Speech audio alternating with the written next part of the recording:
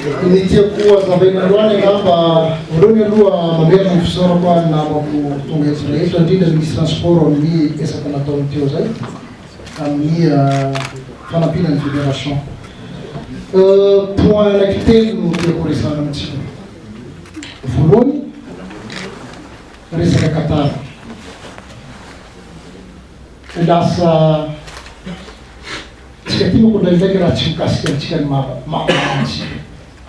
De gaga zany raha tsy mikasika antsika Madagasikara Qatar io tsika sahiry. Problème tsika ato fa maro. Tsy raha tsika mizary, tsika tsy mino. Tsy reo ny problème tsika fa Qatar ny problème tsika. Ka io dia fazavaiko aminareo raha mikasika anahy manokana. Un, resahana io, za tsy mpifidy. Deux, tsy misy na olona raiky aza micontacté anakay avy amin'ny vote ny Qatar. Deux, tsy misy miproposé zaka tamiko. Quatre, tsy nandray ninina tamin'izany. Point angamba iny alany. Deuxième point, resaka mail. Zay afaka zay ny andraikitra ny fampanagazety zany. Nidirany amin'ny Wikileaks. De hitanareo aza makasomby ny zavatra anankiray fotsiny mavoaka andratsina olo fa tsy azo atao zay. Fa jereo ny communication ary olo tsy mikasika ny vote ny Qatar olo nanao communication io. Un certain Najib, assistant du président Confédération asiatique de football. Zay misy communication. Za dia lazaiko aminareo hatram'izay miara-miasa amin'ny Confédération africaine de football, Union européenne de football association ary Confédération asiatique. Niova moa président amin'izao fotoana zao mbola namako ihany indray koa ary zay ngamba ny avantage satria arabo lehilahy eo ndraiky amin'izao fotoana izao io koa baka Bahrain zay ngamba dia zay samy silamo mifankatia malaky dia ana relation tsara zay sy prince Al Khalifa satria vice président comité de discipline ny FIFA izy io. Ka alay tsara iny dia jereo fanazava ny communication nazy. Donc tsy dira kokoa iny. Fa farany eto dia mba ampiditra kasiketiko le ataontsika hoe ministre anakay iny zany. Président de fédération, ministre ao anatin'ny république. Misaotra le mpanao gazety mihitsy azy nangataka ny idirany Bianco momba anazy.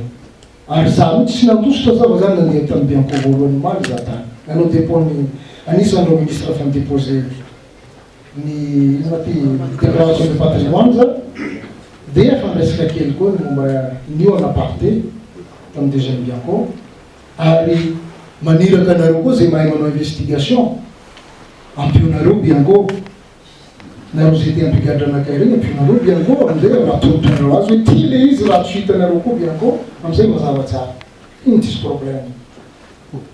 Fa za dia misaotra an'ireo mpanao gazety nanon'olo tsasatsasany moa fa io moa volaniko foana amin'olo io hoe aza globalisé na hoa ataovy rapport na raha manava la part des choses.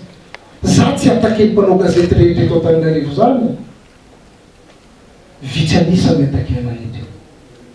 Aoka précisena le izy vitsy anisany miatake io.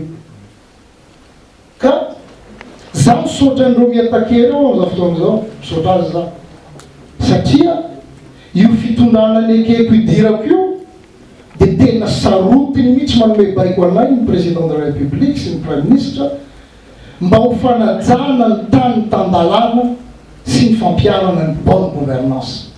Ka maiasa ho an'le fitondram-panjakana misy anakay le olo reo zany. Fa io nefa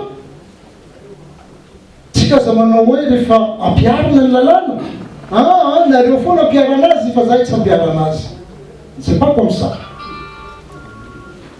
Ka eto dia mba angataka koa amin'ny communauté internationale mba tsy interpréter foana fa rehefa misy zavatra mahazo olo roa telo dia atao hoe persécution satria politique. Zay ny fangatana. Zay ny anava-pantsoavo hoe andaotsika ifanaja andao ny communauté internationaly mba justa koa amin'ny fijerena ny fitantanana eto Madagasikara. Fa za dia mahasaky milaza fa za rehefa mitantana dia ny mametraka lalana plasy mampanaja an'iny ary mampitovy ny rehetrarehetra amin'ny fitantanana an'iny no atao.